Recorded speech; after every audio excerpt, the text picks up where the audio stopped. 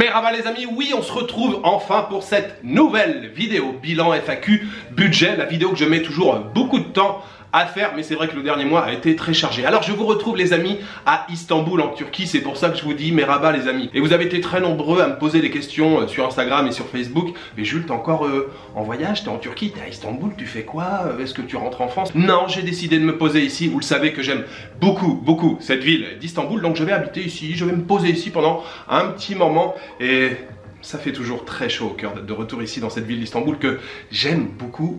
En plus, on a une journée magnifique aujourd'hui, hyper lumineuse. Ça fait plaisir. Oui, le mois dernier a été très chargé. Je suis donc allé en France. J'ai passé une petite semaine. Je suis venu ici. J'ai passé quelques jours. Je suis allé à Gaziantep. Passé quelques jours. J'aime beaucoup aussi cette ville de Gaziantep. Et puis, je suis revenu ici. Je suis allé à Budapest. Passer quelques jours. Ville magnifique. Vous l'avez vu hein, si vous me suivez sur Instagram ou sur Facebook. Si vous n'y êtes pas encore, je vous invite à y aller. Et je vous invite à venir me suivre. Très beau séjour à Budapest et puis retour ici. Et ensuite, j'ai eu la visite de ma famille. C'était trop cool. Ça fait toujours plaisir de faire découvrir des endroits qu'on connaît, qu'on apprécie, à sa famille, à ses amis. On a fait des grands classiques évidemment. J'ai fait un petit peu le guide touristique à Hagia Sophia, le Grand Bazar, le marché aux épices et puis des quartiers un petit peu moins fréquentés du côté asiatique. Bref, c'était vraiment très cool. Là, je suis un petit peu plus tranquille depuis quelques jours. Donc j'ai commencé à bosser un petit peu sur cette vidéo FAQ bilan budget afin que je calcule tout en ce qui concerne le budget. Je crois que c'est ça qui me prend le plus de temps parce que moi pendant le voyage je ne note rien du tout. Donc là il faut tout reprendre depuis le début, les dépenses pays par pays, les billets d'avion et tout. Donc ça m'a pris pas mal de temps. Voilà pour les dernières nouvelles en ce qui me concerne. Et comme il fait très beau aujourd'hui, je n'ai pas envie de faire cette vidéo ici à l'intérieur. On va aller sur une des îles aux Princes. Les îles aux Princes, vous le savez hein, si vous êtes sur cette chaîne depuis un petit moment, je vous en ai souvent parlé. J'adore les îles aux Princes. Ça fait partie d'Istanbul. On va prendre le bateau là en bas dans le port et puis on va aller explorer l'une des îles. J'ai envie d'aller sur l'île de Kinalyada, c'est l'une de mes préférées, elle n'est pas très grande. Donc je descends dans le port de Kadıköy, une petite heure de vapeur, de ferry, et puis on se retrouve sur la très jolie île de Kinalyada.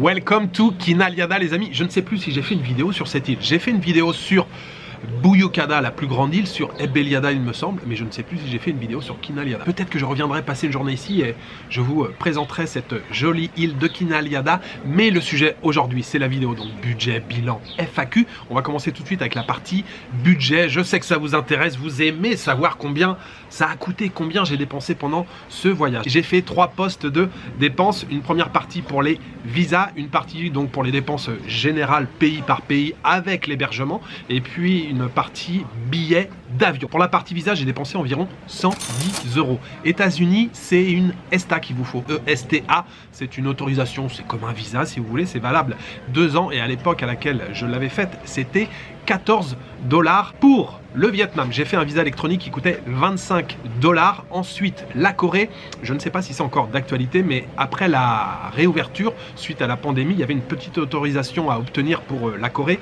et j'avais payé 8 €. Pour les Philippines, pas besoin de visa pour un séjour de moins de 30 jours. Ensuite, le Laos, j'ai fait un visa électronique valable 30 jours, c'était 50 $. Direction la Malaisie. En Malaisie, vous n'avez pas besoin de visa. Si vous êtes ressortissant européen, vous pouvez rester jusqu'à 90 jours. Taïwan, c'est exactement la même chose, pas besoin de visa pour un séjour de moins de 90 jours. Et puis j'ai donc terminé en Inde où j'ai fait un visa électronique qui m'a coûté 25 $. Ça fait environ 110 € au total pour les visas. En ce qui concerne les billets d'avion, 18 vols au total et j'ai dépensé 2516 €. Et donc pour la plus grosse partie, la partie dépenses pays par pays, je vous rappelle que je suis parti au total 224 jours. Tout au départ de ce voyage, je suis allé en Suisse et en Allemagne. Je n'ai pas fait de vidéo, je n'ai pas compté ce que j'ai dépensé là-bas, je n'ai pas dépensé beaucoup. Le voyage en vidéo a véritablement commencé donc à New York et à New York je suis resté 5 jours. J'ai dépensé 756 €, dont 207 € pour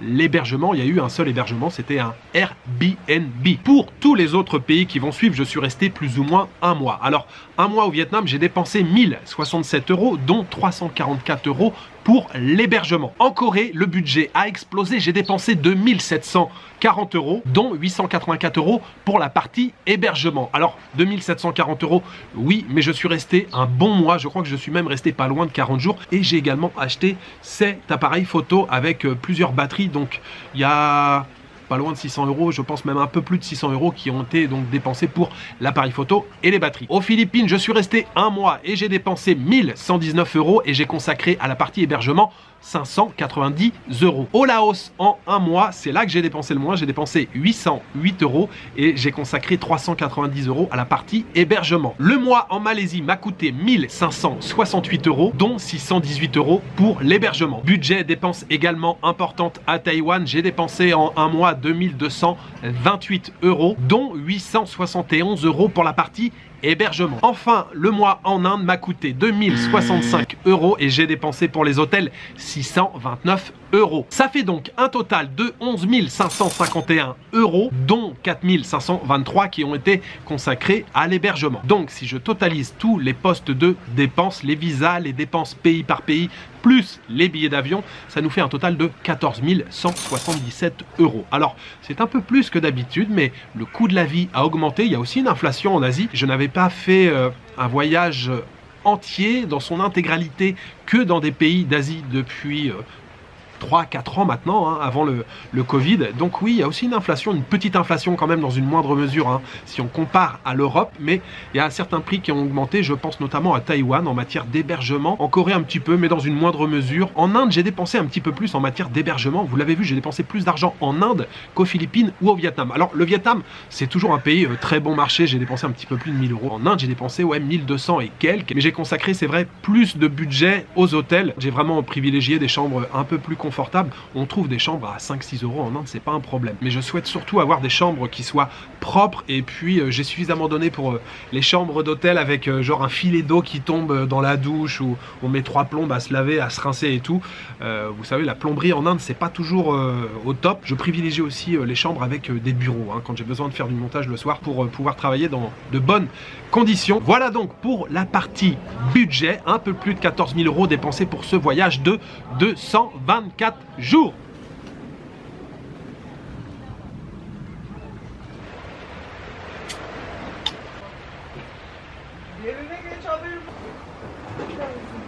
Après cette première partie budget, je fais une petite pause. À chaque fois que je viens sur cette île de Kinaliada, je m'arrête toujours ici dans ce petit café Bonne Franquette pour manger des keftés. Ils font toujours des keftés qui sont délicieux.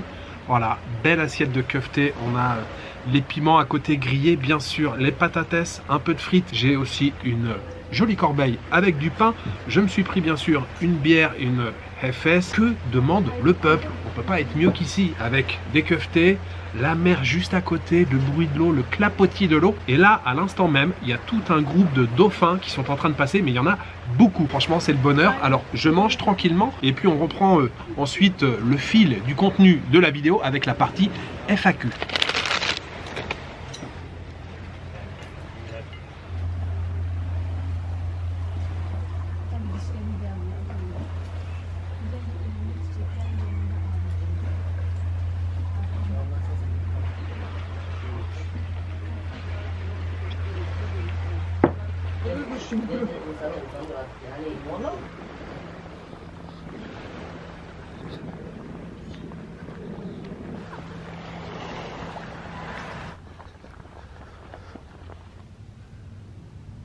Maviş! Hoş geldin, gel misafir edeyim. Gel, gel. Buyurun. Teşekkür ederim. Alors, je vous retrouve dans mon deuxième endroit préféré ici sur l'île de Kinaliada. C'est pas un bar ou un café, c'est vraiment chez les gens. Il y a juste une pancarte où il y a écrit, je le lis là, hein, chai, café, Nescafé, cola, Fanta. Et voilà, ils vous servent à boire, vous venez vous poser ici, vraiment c'est zen et la vue tout autour est juste fantastique. La mer et la ville juste derrière, mais en même temps on est au calme, il y a le bruit des oiseaux, un petit peu de vent. Donc je me pose ici pour la deuxième partie de cette vidéo, pour la partie bilan FAQ. Il suffit de regarder les vidéos pour savoir que le bilan est toujours très positif, mais très rapidement en quelques mots, la découverte de New York, c'était donc la première fois que je mettais les pieds aux États-Unis, 5 jours à New York et c'était juste fantastique. Je crois que je vous l'ai dit quand j'étais sur place, je me suis cru dans un film pendant ces 5 jours. J'ai vraiment senti une énergie débordante dans cette ville. J'ai adoré les ambiances dans les différents quartiers parce qu'il y a vraiment plein d'ambiances différentes en fonction des quartiers que vous allez découvrir. C'est passé très vite, mais j'ai réussi à faire beaucoup de choses pendant ces 5 jours et c'est certain, je retournerai découvrir cette ville de New York. C'était vraiment un gros kiff. Ensuite, direction le Vietnam. Alors c'est vrai que maintenant...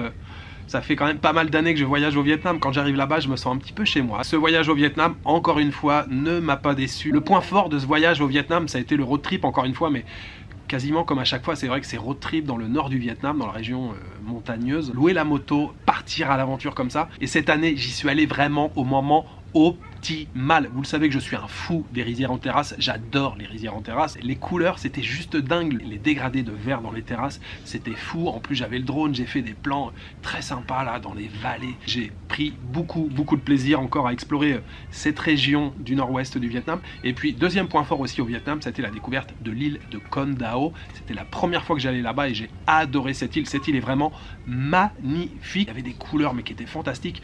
La végétation dans les champs, dans les prairies, les montagnes, la couleur de la pierre et puis la couleur de la mer juste à côté. Non, c'était à couper le souffle, encore une fois, ces paysages. Ensuite, retour en Corée du Sud. Et clairement, ce voyage en Corée cette année, il a été placé sous le signe de l'exploration. J'ai vraiment découvert des endroits en dehors des sentiers battus. Je suis allé me perdre dans la Pampa en Corée. J'ai découvert encore de très jolies îles. C'était encore une fois beaucoup de bonheur et surtout voilà, d'explorer tous ces petits coins un peu reculés. Ça m'a fait très plaisir parce que j'ai reçu beaucoup de messages qui me disaient « Jules, j'imaginais pas la Corée comme ça, ou je connaissais que Séoul. » Ça m'a fait super plaisir. Ensuite, direction les Philippines. Ça faisait 10 ans que je n'avais pas été aux Philippines. Ce pays, il est sous-coté, vraiment.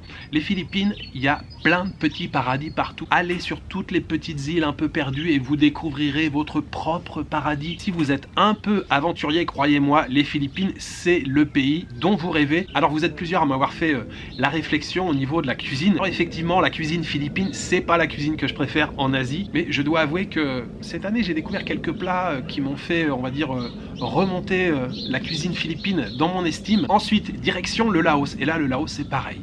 17 ans d'absence au Laos. Et je vous l'ai dit, mais comment j'ai fait pour attendre 17 ans avant de retourner dans ce pays? Et croyez-moi, je n'attendrai pas 17 ans avant d'y retourner. Au début du séjour, j'étais encore une fois accompagné de Madeleine. On a fait Vientiane, Vang Vieng ensemble et Luang Prabang. Content de redécouvrir ces villes. Alors la ville de Vang Vieng, elle par contre, c'est beaucoup assagi, mais c'est vrai que sinon le reste du pays, bien sûr, ça a changé en 17 ans. Il y a beaucoup d'infrastructures pour les touristes qui se sont développés, et il y a bien sûr bien plus de touristes que quand j'y avais été la première fois. Malgré tous ces changements, malgré l'afflux de touristes, eh bien j'ai trouvé que le Laos c'était toujours aussi zen. Les Laotiens, pareil, ils sont zen, jamais un mot plus haut que l'autre, ils sont tranquilles, posés, et ce mois au Laos, ça a été hyper reposant, et en plus j'ai terminé aux 4000 îles, tout au sud du Laos. Cet endroit est vraiment paradisiaque. Alors il n'y a pas la mer avec des plages et des cocotiers, mais par contre vous êtes au bord du Mekong, sur des îles, sur plein de petites îles, il y a des hamacs dans toutes les guest houses, vous vous posez tranquillement et vous profitez voilà, de ces fins de journée ensoleillées. Il y a une lumière qui est magique aussi aux 4000 îles. Bref, ce trip au Laos, c'était de la bombe. Direction la Malaisie. Alors la Malaisie, pareil, j'étais très content de l'avoir explorée à nouveau cette année, puisque je vous l'ai dit, je passe souvent à Kuala Lumpur, c'est une ville dans laquelle je transite, mais j'avais seulement visité la Malaisie, on va dire dans le reste du pays, seulement une fois. C'était vraiment cool de découvrir des villes comme Ipoh par exemple. J'ai adoré Ipoh. Et puis un autre coup de cœur, c'est l'île de Pangkor, Pulau Pangkor. Alors bien sûr, c'est pas l'île la plus connue, c'est pas l'île la plus paradisiaque. Je suis tombé sous le charme de cette île. J'ai adoré. En plus, on pouvait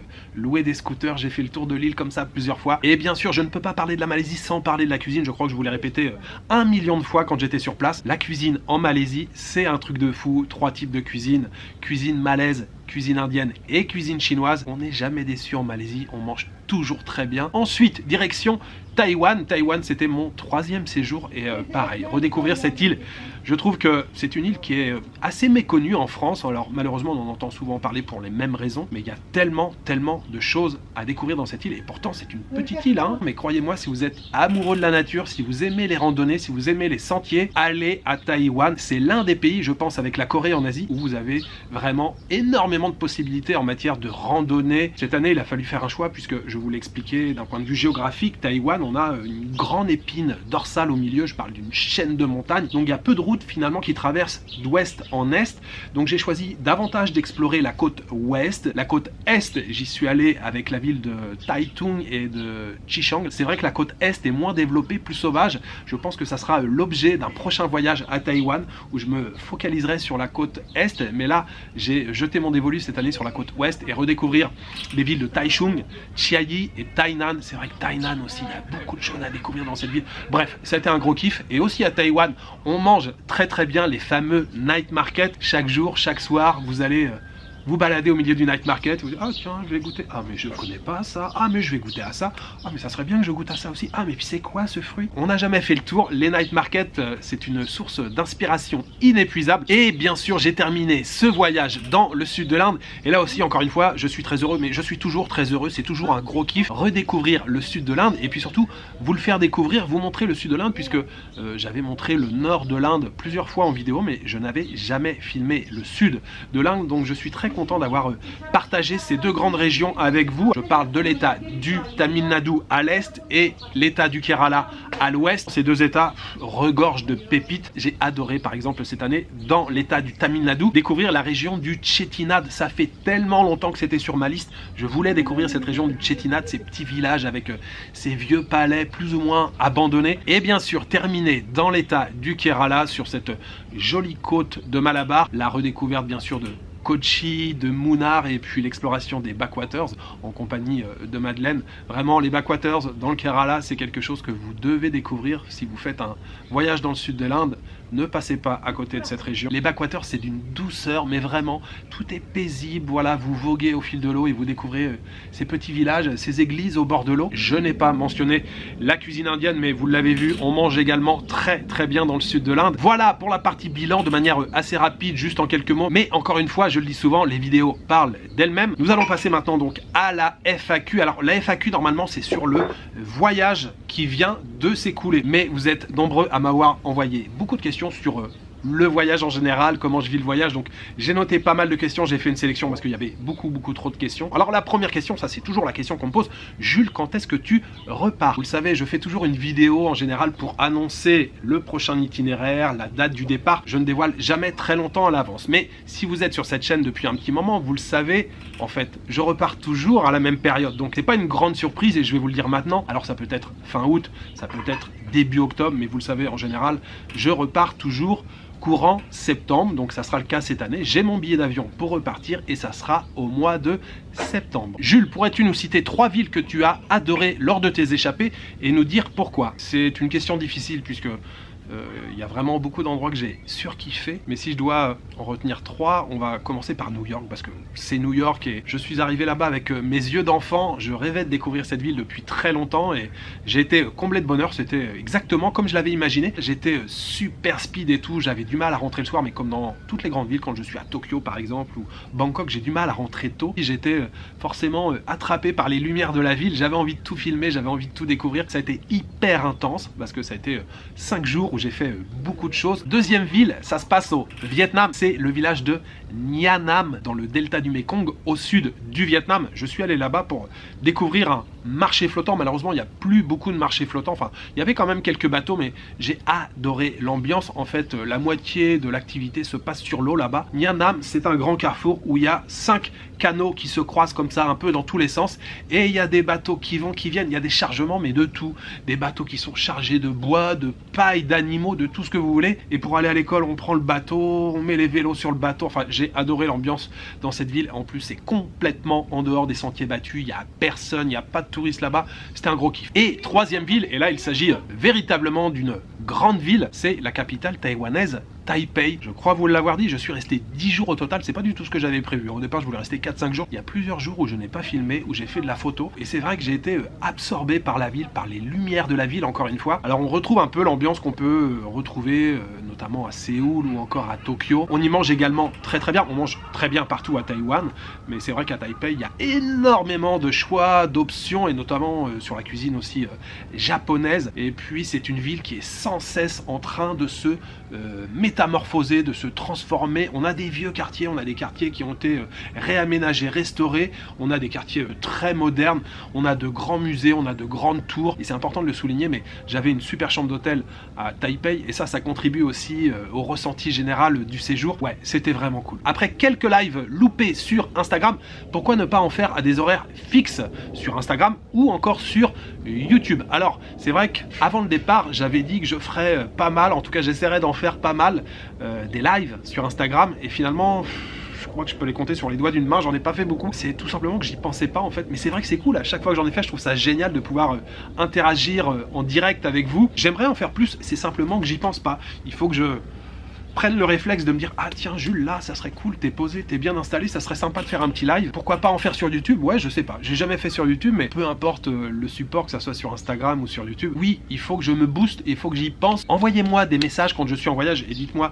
Jules, au fait, t'as pas fait de live depuis longtemps, fais un live. Si tu devais habiter dans un pays d'Asie, lequel choisirais-tu et pourquoi? Il y a 2 pays dans lesquels je me verrais bien vivre là maintenant. Il s'agit du Vietnam et de la Corée. Voilà, ces 2 pays où tout simplement quand je voyage là-bas, je me dis: ah, vivre ici, vraiment, ça pourrait être cool. Il y a tout ce qui me plaît, par exemple au Vietnam, tout est facile, encore plus qu'en Corée. Au Vietnam, vraiment, tout est facile. Les transports, les déplacements, on peut visiter en plus n'importe quel pays autour du Vietnam, c'est très facile. J'aime la cuisine vietnamienne, j'aime le dynamisme de la jeunesse vietnamienne. Je trouve que c'est un pays qui bouge beaucoup. Et en deuxième pays, la Corée. C'est un pays dans lequel aussi je me verrais bien vivre. Je pourrais facilement me poser un petit moment là-bas. J'aime beaucoup la mentalité coréenne, vous le savez, j'aime beaucoup la cuisine coréenne, j'aime beaucoup le soju. Les transports sont très bien organisés en Corée, ça fait partie des choses, en tout cas ça fait partie des critères qui pour moi sont très importants. C'est ce qui rend un pays aussi attractif, c'est ce qui rend une ville attractive. Et en Corée c'est le feu, entre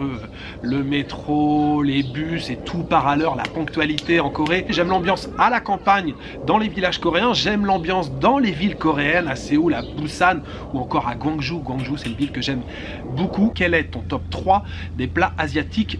L'un de mes plats préférés, si ce n'est mon plat préféré, plat vietnamien typique de Hanoï, du nord du Vietnam. J'en ai mangé encore une fois pas mal cette année, je suis toujours aussi en extase quand je mange ce plat, surtout sur le trottoir. C'est un plat qu'il faut manger sur le trottoir comme ça, au cœur de la vieille ville d'Hanoï. Et puis gros kiff cette année en Malaisie avec le curry laksa ou le curry mi, bouillon donc au curry avec des nouilles, avec des crevettes, avec du tofu frit. On y retrouve pas mal de choses, on a parfois même du poulet, il y a pas mal de variantes. C'est vrai que cette année j'en ai fait une cure et je repense notamment à un laksa en particulier que j'ai mangé, c'était à Alorstar. Ce curry mi, il était vraiment à tomber par terre, vraiment. À chaque bouchée j'étais là.